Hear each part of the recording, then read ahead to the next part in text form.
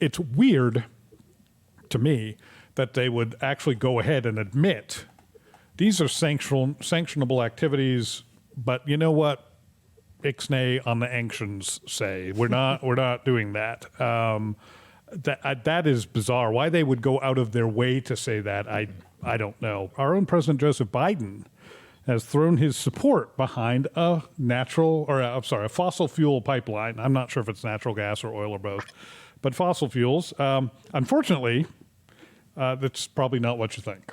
No, it is not. It is a natural gas pipeline. Unfortunately, however, it is the Nord Stream 2 pipeline, which is a natural gas pipeline that's going to run from Russia to Germany to supply some EU natural gas. Now, this is a collaborative effort between some EU member states and the Russian and some Russian businesses as well. And so we're essentially seeing. So Biden is collaborating with Putin, is what you're telling exactly. me. Right there is collusion going on between the Biden administration and the Russian government. Essentially, just Putin himself. So we got some reports in the last couple hours, or the last 24 to 48 hours, that Biden will be waiving sanctions on a company in charge of the Nord Stream 2. Now, essentially, what was discovered was that these folks, according to Axios, who one of the Russian-based businesses who is involved in generating this pipeline, they are involved in sanctionable activity. So the State Department is going to outright admit that these folks are up to sanctionable activity, the Nord Stream 2 AG, and they are going to say that their owner is up to nefarious activity as well, their owner and CEO. But due to some United States security interests and some national interests abroad, we're going to just go ahead and we're gonna green light this pipeline overseas. Of course, this comes just weeks after the Keystone XL pipeline was unceremoniously put to death by the Biden administration. Right. It was, of course, put to death under the Obama administration. It was revived under the Trump administration. And it was put back to death under the Biden administration. Because there are no national security interests involved with supplying domestic interests with energy. Apparently, it's only international. The U.S. apparently has no vested interest in being self-sufficient when it comes to energy. Yeah, no, that sounds like a terrible idea to me. If you'll recall that the Keystone XL pipeline, when it was put to death, there was a lot of talk about 11,000 jobs just kind of disappearing in the snap of fingers between this Canadian and American pipeline. Even more jobs in Canada, actually. But of course, these Russian jobs, completely fine. Apparently, we would like to put some Russians to work. They haven't been forced to work for most of their history. Yeah, it's either way that the Biden administration has its priorities straight.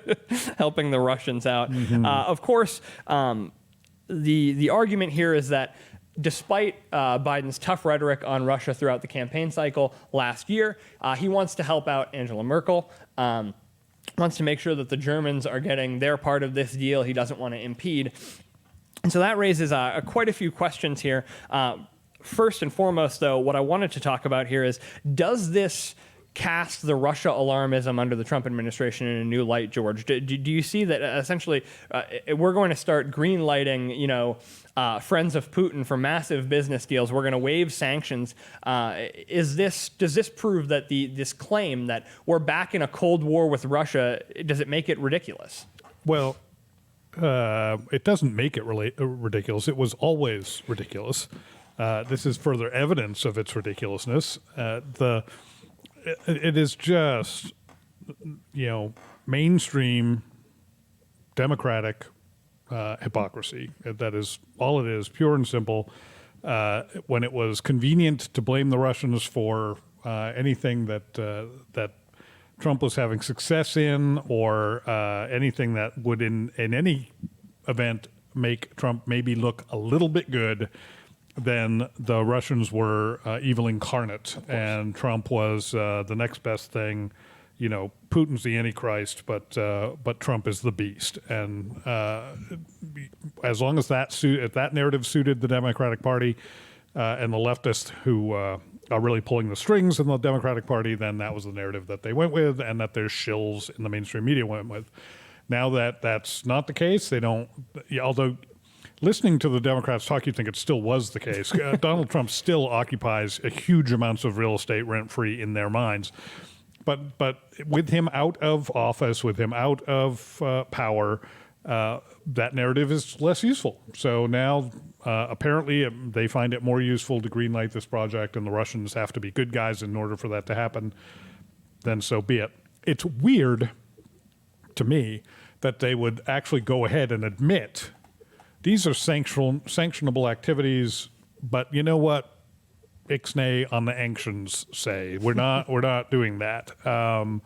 That is bizarre. Why they would go out of their way to say that, I don't know. But this administration does about 35 things a day, and I understand about 2 of them, and the other 33 just have me scratching my head. So, you tell me. But yeah, the whole narrative, the whole Russian narrative, was always ridiculous. And this just, it undercuts any claim to credibility that narrative ever had.